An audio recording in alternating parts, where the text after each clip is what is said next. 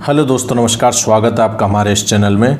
तो हम आपके सामने एक और शिक्षा मनोविज्ञान की वीडियो लेकर आ गए हैं। इस वीडियो के अंदर हम 25 क्वेश्चन कवर करेंगे और ये 25 क्वेश्चन आप सभी को पता है कि बहुत ही महत्वपूर्ण होने वाले हैं।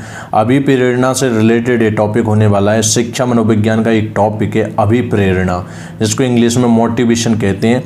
उसके 25 क्वेश्चन होने वाले हैं, बहुत ही इंपॉर्टेंट है। अगर कोई भी क्वेश्चन अभिप्रेरणा से रिलेटेड आपकी लेवल असिस्टेंट की एग्जाम में आएगा तो वो आपको यहाँ से 101% मिल जाएगा। इसलिए जो 25 क्वेश्चन है वो पूरा देखना, वीडियो को कहीं से स्किप ना करना, पूरी एंड तक देखना।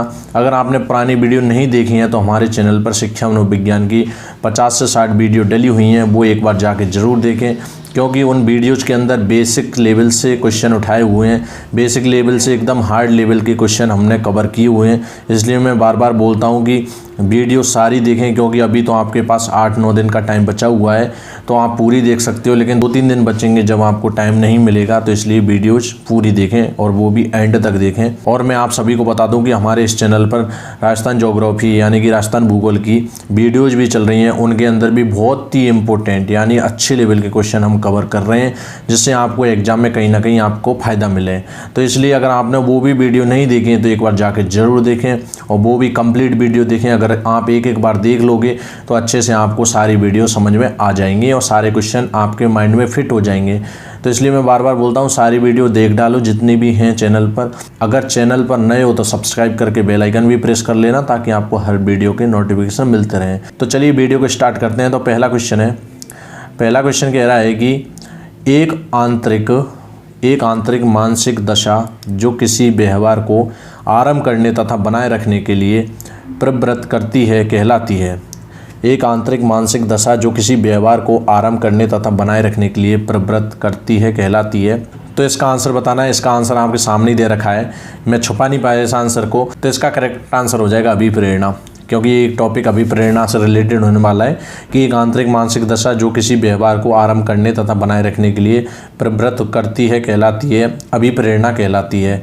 और नेक्स्ट क्वेश्चन की हम बात कर लेते हैं कि अभिप्रेरणा वे शारीरिक तथा मनोवैज्ञानिक दशाएं हैं जो किसी कार्य को करने के लिए प्रेरित करती है। कथन है किसका है? McDougall, Sorensen, crow and crow और वुडवर्थ। तो आप सभी को इसका करेक्ट आंसर बताना। इसका करेक्ट आंसर हो जाएगा मैकडूगल, इसका राइट आंसर हो जाएगा।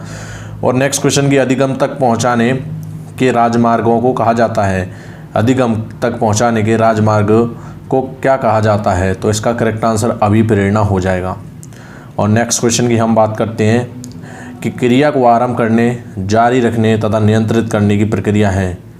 क्रिया को आरंभ करने, जारी रखने तथा नियंत्रित करने की प्रक्रिया है अधिगम, सृजन, संतुलन, अभिप्रेरणा। तो करेक्ट आंसर हो जाएगा अभिप्रेरणा, क्योंकि अभिप्रेरणा से रिलेटेड टॉपिक चल रहा है, तो मैक्सिमम आंसर इसके अभिप्रेरणा ही रहेंगे। और नेक्स्ट क्वेश्चन की अभिप्रेरणा के संदर्भ में भूख है, आवश्यकता, अंतर्नोद, प्रेरणा, उद्देश्य। तो करेक्ट आंसर बताना इसका, तो अंतर्नोद इसका करेक्ट आंसर हो जाएगा।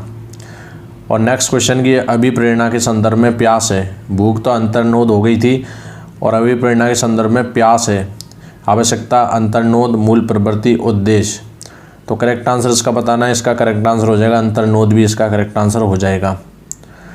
और नेक्स्ट क्वेश्चन की हम बात कर लेते हैं कि निम्न में से किसका जैव की आधार नहीं है? भूख, प्यास, काम, संबंधन। किसका नहीं है जैव की आधार? तो आप सभी को इसका करेक्ट आंसर बताना है। इसका करेक्ट आंसर हो जाएगा संबंधन। और नेक्स्ट क्वेश्चन की हम बात करते हैं कि निम्न में से कौन सी जन्मजात या आंतरिक अभिप्रेरणा नहीं है?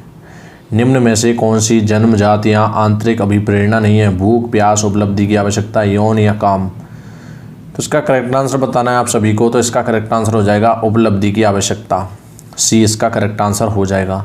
और नेक्स्ट क्वेश्चन की हम बात कर लेते हैं कि कौन सा अभिप्रेरणा का घटक नहीं है? आवश्यकताएं, रटंत, स्मृति, अंतर्नोद, प्रोत्साहन। तो करेक्ट आंसर इसका हो जाएगा रटंत स्मृति, ये अभिप्रेरणा का घटक नहीं है। बाकी आवश्यकताएं, अंतर्नोद, प्रोत्साहन ये अभिप्रेरणा के घटक हैं। और नेक्स्ट क्वेश्चन की हम बात कर लेते हैं कि अधिगम सर्वोत्तम होगा जब बुद्धि होगी, अनुशासन होगा, अभिप्रेरणा होगी, अभिवृत्ति होगी। तो करेक्ट आंसर हो जाएगा इसका अभिप्रेरणा होगी तब अधिगम सर्वोत्तम होगा।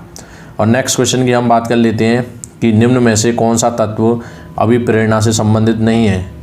मूल प्रवृत्ति, प्रेरणा, अंतर्नोद और आवश्यकता। तो करेक्ट आंसर बताना है आप सभी को। तो इसका करेक्ट आंसर हो जाएगा मूल प्रवृत्ति। कौन सा तत्व अभिप्रेरणा से संबंधित नहीं है? तो मूल प्रवृत्ति इसका करेक्ट आंसर हो जाएगा। और नेक्स्ट क्वेश्चन की हम बात कर लेते हैं कि इसने प्राप्त करने की इच्छा अभिप्रेरणा के संदर्भ में क्या है? इसने प्राप्त करने की इच्छा अभिप्रेरणा के संदर्भ में क्या है? स्वाभाविक अभिप्रेरक, कृत्रिम अभिप्रेरक, नकारात्मक अभिप्रेरक और अर्जित अभिप्रेरक। तो करेक्ट आंसर बताना है इसका। करेक्ट आंसर हो जाएगा स्वाभाविक अभिप्रेरक। ये ऑप्शन इसका करेक्ट आंसर हो जाएगा। और नेक्स्ट क्वेश्चन की हम बात कर लेते हैं कि ऐसे दो संदर्भित मानवतावादी मनोवैज्ञानिक कौन हैं जिन्होंने मानव व्यक्तित्व की व्याख्या स्वयं एवं आवश्यकताओं के सिद्धांत के आधार पर की है? ऐसे दो संदर्भित मानवतावादी मनोवैज्ञानिक कौन हैं जिन्होंने मानव व्यक्तित्व की व्याख्या स्वयं एवं आवश्यकताओं के सिद्धांत पर आधार पर की है? तो इसका करेक्ट आंसर बताना है। इसका करेक्ट आंसर हो जाएगा मैस्लो एवं रोजर्स। आंसर ए ऑप्शन हो जाएगा, मैस्लो एवं रोजर्स। बहुत ही इंपॉर्टेंट क्वेश्चन चल रहे हैं, आप एक एक क्वेश्चन को अच्छे से पढ़ें जिससे कि आपको एग्जाम में याद रह जाए। और नेक्स्ट क्वेश्चन की हम बात कर लेते हैं कि साथियों के दबाव से मूर्खतापूर्ण अनुगमन निम्न में से किस आवश्यकता से अभिप्रेरित है? सुरक्षा की आवश्यकता, अपनेपन का संबंध और उपलब्धि और आत्मसंप्रति वास्तविकीकरण। तो इसका करेक्ट आंसर हो जाएगा उपलब्धि। कि साथियों के साथ दबाव से मूर्खतापूर्ण अनुगमन निम्न में से किस आवश्यकता से अभिप्रेरित है? उपलब्धि। इसका करेक्ट आंसर हो जाएगा। और नेक्स्ट क्वेश्चन की हम बात कर लेते हैं कि प्रेरणा प्रबलन हास सिद्धांत के प्रतिपादक हैं। प्रेरणा प्रबलन हास सिद्धांत के प्रतिपादक हल, फ्राइड, मैस्लो, थॉर्नडाइक। तो करेक्ट आंसर इसका हो जाएगा हल। प्रेरणा प्रबलन हास सिद्धांत के प्रतिपादक हल हैं। और नेक्स्ट क्वेश्चन की हम बात कर लेते हैं कि निम्न में से कौन सा आंतरिक अभिप्रेरणा का सबसे अच्छा उदाहरण है? निम्न में से कौन सा आंतरिक अभिप्रेरणा का सबसे अच्छा उदाहरण है? तो इसका करेक्ट आंसर आप सभी को बताना है। तो इसका करेक्ट आंसर हो जाएगा ऋतु कक्षा में होने वाली टेस्ट के लिए कड़ी मेहनत कर रही है क्योंकि वह पाठ्यक्रम सामग्री का अध्ययन करने में आनंद महसूस करती है। ये आंतरिक अभिप्रेरणा का सबसे अच्छा उदाहरण हो जाएगा। ये उदाहरण तो है लेकिन सबसे अच्छा नहीं होगा, ये भी नहीं होगा, ये भी नहीं होगा, लेकिन सी इसका करेक्ट आंसर हो जाएगा। और नेक्स्ट क्वेश्चन की हम बात कर लेते हैं कि निम्नलिखित में से सभी मैस्लो की आवश्यकता सिद्धांत से संबंधित है। निम्नलिखित में से सभी मैस्लो के आवश्यकता सिद्धांत से संबंधित है सिर्फ एक को छोड़कर। वो एक कौन सा है? तो हमको करेक्ट आंसर बताना है इन सभी का। तो हमको इसका करेक्ट आंसर बताना है। तो करेक्ट आंसर हो जाएगा आध्यात्मिक आवश्यकताएँ। आध्यात्मिक आवश्यकताएँ इसका करेक्ट आंसर हो जाएगा। और नेक्स्ट क्वेश्चन की हम बात कर लेते हैं वैज्ञानिक पूछताछ शिक्षण प्रतिमान के प्रतिपादक हैं। जीन पियाजे और आशुबेल, जोसेफ जे सोएब, रिचर्ड सचमैन। तो करेक्ट आंसर आप सभी को बताना है इसका। तो रिचर्ड सचमैन इसका करेक्ट आंसर हो जाएगा, ऑप्शन नंबर डी।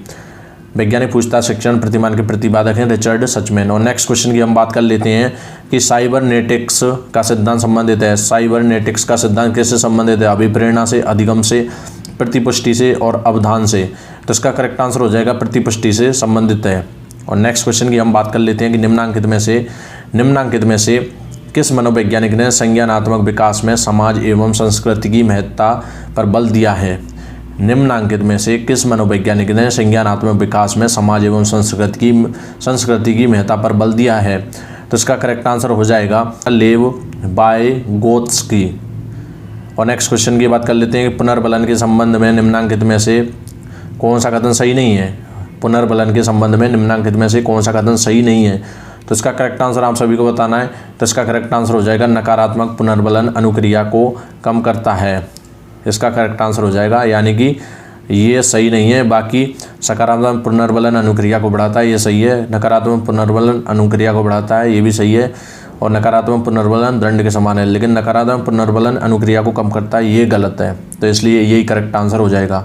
और नेक्स्ट क्वेश्चन की हम बात कर लेते हैं। आज तेज धूप एवं असुखद है, आप धूप चश्मा लगा लेते हैं जो आपकी असुविधा को कम कर देता है, यह एक उदाहरण हो सकता है। किसका हो सकता है? आपको इसका करेक्ट आंसर बताना है। तो इसका करेक्ट आंसर हो जाएगा नकारात्मक पुनर्बलन का। नकारात्मक पुनर्बलन इसका करेक्ट आंसर हो जाएगा। और नेक्स्ट क्वेश्चन की हम बात कर लेते हैं कि निम्नांकित में से किस पुनर्बलन शेड्यूल में पुनर्बलन सबसे कम पूर्वानुमान्य होता है? निम्नांकित में से किस पुनर्बलन शेड्यूल में पुनर्बलन सबसे कम पूर्वानुमान्य होता है? तो इसका करेक्ट आंसर हो जाएगा चर अनुपात शेड्यूल। चर अनुपात शेड्यूल इसका करेक्ट आंसर हो जाएगा। और नेक्स्ट क्वेश्चन की हम बात कर लेते हैं। नेक्स्ट क्वेश्चन कह रहा है कि एक द्वितीयक पुनर्बलक जिसका युग्मन एक से अधिक प्राथमिक पुनर्बलक के साथ किया गया हो कहलाता है। एक द्वितीयक पुनर्बलक जिसका युग्मन एक से अधिक प्राथमिक पुनर्बलन के साथ किया गया हो कहलाता है। प्राथमिक पुनर्बलक, क्रिया पुनर्बलक, सामान्यीकृत पुनर्बलक और विभेदक पुनर्बलक। तो करेक्ट आंसर इसका हो जाएगा सामान्यीकृत पुनर्बलक। और नेक्स्ट क्वेश्चन की हम बात कर लेते हैं कि कबूतर को एक निश्चित संख्या में सही प्रतिक्रिया करने पर प्रशिक्षक द्वारा पुरस्कार देना किस प्रकार का पुनर्बलन आयोजन कहलाता है? कबूतर को एक निश्चित संख्या में सही प्रतिक्रिया देने पर प्रशिक्षक द्वारा पुरस्कार देना किस प्रकार का पुनर्बलन आयोजन कहलाता है? तो इसका करेक्ट आंसर आप सभी को बताना है। तो इसका करेक्ट आंसर हो जाएगा निश्चित अनुपात पुनर्बलन आयोजन। निश्चित अनुपात पुनर्बलन आयोजन इसका करेक्ट आंसर हो जाएगा। और लास्ट एंड फाइनल क्वेश्चन कि अभिप्रेरणा स्वास्थ्य सिद्धांत विकसित किया गया है। अभिप्रेरणा स्वास्थ्य सिद्धांत विकसित किया गया है हर्ज़बर्ग द्वारा, हल द्वारा, मैस्लो द्वारा, मॉर्गन द्वारा। तो इसका करेक्ट आंसर हो जाएगा हर्ज़बर्ग द्वारा। हर्ज़बर्ग द्वारा अभिप्रेरणा स्वास्थ्य सिद्धांत विकसित किया गया है। तो ये थे गाइज 25 के करीब क्वेश्चन हमने इस वीडियो में कवर कर लिए हैं और ये बहुत ही इंपॉर्टेंट है। अभिप्रेरणा से रिलेटेड एक टॉपिक था शिक्षा मनोविज्ञान का, उससे रिलेटेड ये सारे क्वेश्चन थे, बहुत ही इंपॉर्टेंट क्वेश्चन थे। और अगर आपने पुरानी वीडियो नहीं देखे हैं तो एक बार जाके ज़रूर देखें। इस वीडियो को एक बार में समझ में आए तो 2 बार देखें, 3 बार देखें, क्योंकि आपके पास टाइम बहुत कम बचा है। तो आप एक साथ जितना भी कंप्लीट करते जाओगे तो उतना ही आपके लिए कम है। तो इसलिए मैं बार बार कहता हूँ कि जब तक समझ में ना आए, जब तक आप वीडियो देखें, एक बार में समझ में ना आए तो 2 बार में तो समझ में आ ही जाएगी। तो इसलिए एक बार याद ना हो तो दूसरी बार ज़रूर देख लें। उसकी स्पीड बढ़ा के देख सकते हो, जल्दी जल्दी देख सकते हो एक वीडियो को। और ज़्यादा देर की नहीं रहती, 10 से 15 मिनट की हमारी एक वीडियो रहती है। और अगर आपका कोई भी क्वेश्चन हो, कोई भी क्वारीज हो तो आप टेलीग्राम पर आ सकते हो। टेलीग्राम का लिंक मैं डिस्क्रिप्शन में दे दूँगा, आप वहाँ से ज्वाइन हो सकते हो। तो आई होप गाइज आपको ये वीडियो अच्छी लगी होगी। अगर अच्छी लगी है तो इसे लाइक, शेयर एंड सब्सक्राइब और बेल आइकन भी प्रेस कर देना ताकि आपको हर प्रकार के नोटिफिकेशन आते रहें। तो आज की वीडियो में इतना ही, मिलते हैं किसी नेक्स्ट वीडियो में। तब तक के लिए जय हिंद, वंदे मातरम।